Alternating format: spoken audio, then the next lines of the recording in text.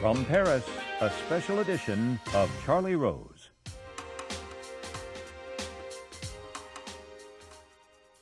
Bernard-Henri Lévy is here. He is considered to be France's most prominent contemporary philosopher. He's also an activist whose political views on the wars in Somalia, Kosovo, Afghanistan, and Iraq have shaped the debate that takes place in France and in Europe. He's the author of numerous books, including Barbarism with a Human Face, Sartre, the philosopher of the 20th century, as well as the recently published Who Killed Daniel Pearl.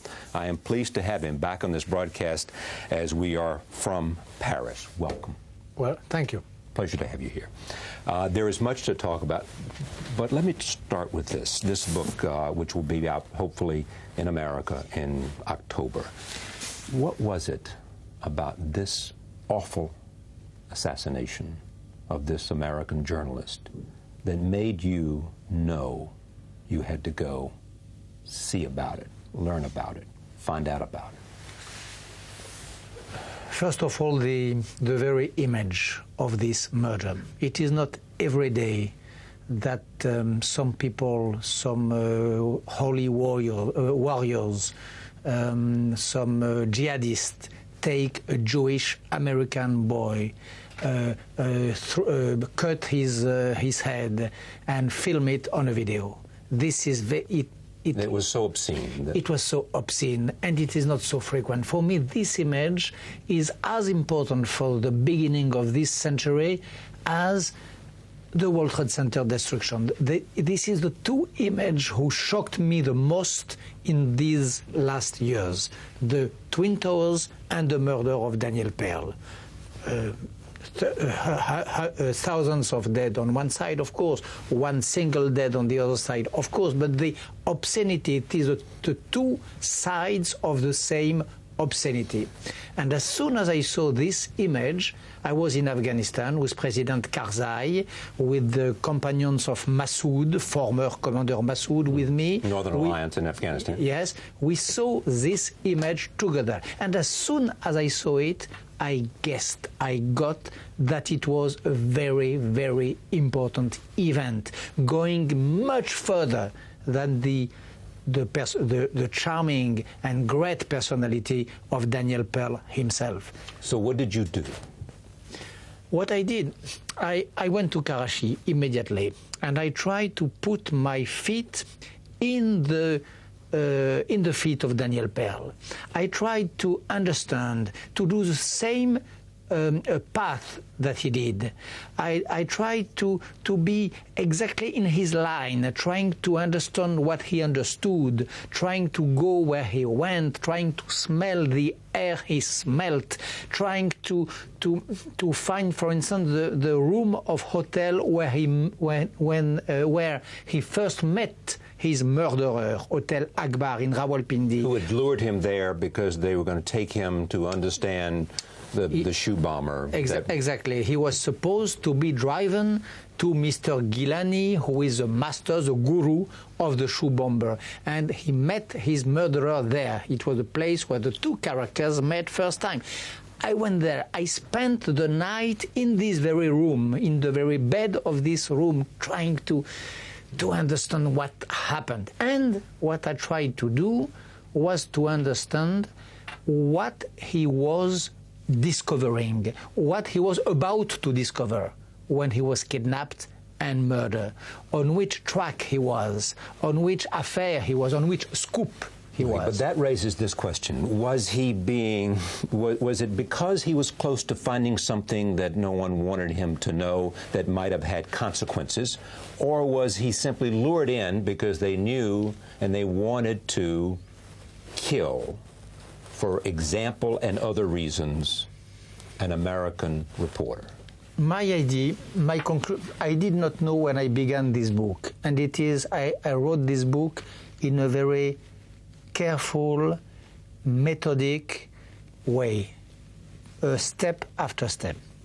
My conclusion at the end is that he was kidnapped because he was an American and a Jew. And there are countries today in the world where to be an American and to be a Jew is not an identity, is a crime. Is a crime, is a sin. To be American in Pakistan is a sin. To be Jewish in Pakistan is a super sin. is a super fault, is a super crime. He was kidnapped because of that. But I think that he was killed after having been kidnapped because he was on the verge of discovering something.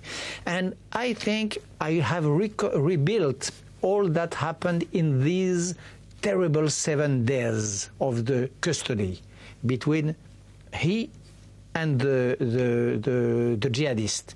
They were 6 or 7 days together, eating together, sleeping together, chatting, speaking, and so on.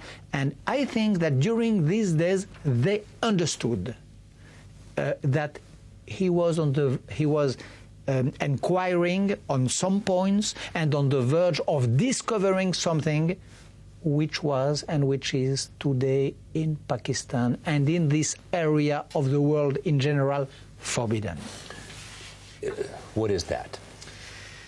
I cannot say it in so few words. It is I wrote 540 pages to say what it is, but to be very rough and very brief, I have 3 hypotheses. First one, he was discovering the reality of the link of al-Qaida with the secret services of a big state member of the anti-terrorist, so-called member of the anti-terrorist alliance, who is Pakistan. First. He was you believe that he was finding a link between the ISI and Al-Qaida. And Al-Qaida. And if not properly Al-Qaida, the groups who are around Al-Qaida, who are the nebuleuses around Al-Qaida, Jaish-e-Mohammed, Sipah-e-Sahaba, Lashkar-e-Toiba, Lashkar-e-Jangvi, the jihadist groups, which are the cellular, who are linked to Al-Qaida. First point. Second point, he was inquiring of this Mr. Gilani, to whom he was driven this very terrible day. Who is Gilani? Gilani is, and he was on the verge of discovering it, he is a very specific person in this Al-Qaeda landscape. Not so important as Ben Laden, but in another way, maybe more important. A sort of master of Ben Laden, a sort of who lived in Karachi or lived in who lived in Brooklyn in the beginning of the 80s, who created in Brooklyn, in New York, a group who was called Sect Al-Fuqra, who was now being transformed itself in Muslims of America, who escaped United States in '93 after the first World Trade Center, and who went in Lahore. This is Mr. Gilani, right. A man who is between some activist groups inside America, and the idea being to put some cells of cancer in the body of the enemy, and Pakistan. And he is also, Mr. Gilani, this is what Danny was trying to understand, he is also the man who inspires Ben Laden. Ben Laden is maybe a good man of war, making war, maybe a good man of finance, but he is not a spiritual mind, and he is not an ideologue. He has very short ideas, and there are some men who have ideas for him. For instance, the master of some madrasas in Karachi, which I visited, and Mr. Gilani. Danny Pearl was discovering this character of Gilani. And third point, I think that he was inquiring on the very sensible point of nuclear weapons of Pakistan. Nuclear weapons. Being made available to, being offered to, being what? I mean, we all know that Pakistan has nuclear weapons, so what's the discovery? The discovery could have been, and he was stopped on the process, was actually, he wrote an article which has been published on the 24th of December in Wall Street Journal with Steve Levin. And in this article, he wrote that there were some contacts between a scientist, a Pakistani scientist, Bashiruddin Mahmoud, and Ben Laden. He wrote that on the 24th of Christmas 2001. And the point is to know if this goes further than that. Is it only one scientist who had one contact with the Bin Laden network, or more scientists, more contacts, going to where, and so on? Okay, he was inquiring of that. Is there any possibility, is there any desire of Bin Laden to get some nuclear, some dirty weapons? Not atomic bomb, but dirty weapons. And is a process of that going on today? And your answer is?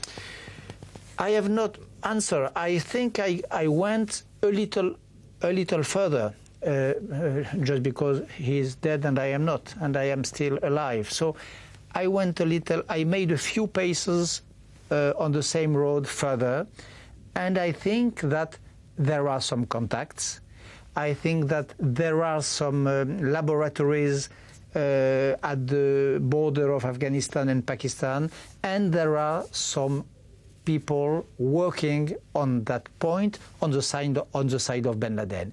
And my opinion today is that the next step, I hope I say I'm wrong, but the next step of this terrible story of new terrorism could have something to do with nuclear weapons. Of course, it could be the next step, and it is what is sure is that this is the idea of the command of al-Qaida. This is their idea today. All right, back to back. I want to go to terrorism in a moment, but there was the capture of one of al-Qaida's top officials, Khalid Sheikh Mohammed. He is evidently talking. We don't know what he is saying. He's been under constant interrogation. We assume he's outside of Pakistan. There were stories in the United States, and I assume around the world, that he either had claimed credit for being the person that took the knife and killed Daniel Yes, Pearl. I know. There is one man saying that. Maybe he is right, but I don't think so. Robert Baer, a former CIA operative in Afghanistan. Yes, and who is now a writer. I know that this is his opinion. I tried to work on this thesis. I went back. It was my fourth trip to Islamabad and Karachi after the arrest of Mohammed, Khalid Sheikh Mohammed. I don't think so. I don't think he did that. I don't think that Danny Pearl was inquiring on this specific point. What is true is that he was killed by a Yemenite. What is true is that he was arrested by Pakistanis, by a group of Pakistanis coming from various... Who were members of certain cells of terrorist organizations. Many cells, and one of the peculiarity of this kidnapping is that you have association on this kidnapping of many groups, which is not so frequent in Pakistan. Generally, it is one crime, one group, one kidnapping, one group. In this Daniel Pearl case, this is very bizarre. You have 7 or 8 groups linking their forces on the head of this single man, Danny Pearl. So he was kidnapped by them. He was killed by a Yemenite. This we know that. By a Yemeni? Yemeni, yes. Right. The last day of his custody, the owner of the plot, Saud Memon, who is now at large, who has not been arrested, Saud Memon called in the plot 3 Yemenis who came and who made the crime. I don't think that Khalid Sheikh Mohammed is one of these 3 Yemeni. I don't think so. Well, clearly he's not. I mean, that's not his profile. You were opposed to America's... You applaud America for what it did in Afghanistan, for what it did in Bosnia, for what it did in Kosovo. You have said that the United States has stood strongly in coming down on the side of Muslim people. You also oppose the war against Iraq because you believe the more important war is in Pakistan. Exactly. I am grateful for what America did in Bosnia. in Kosovo, in Afghanistan. Not only applaud, grateful. I think that without America, all this would not have been done. On Iraq, I think that there has been a mistake of calculation. It was not the right goal.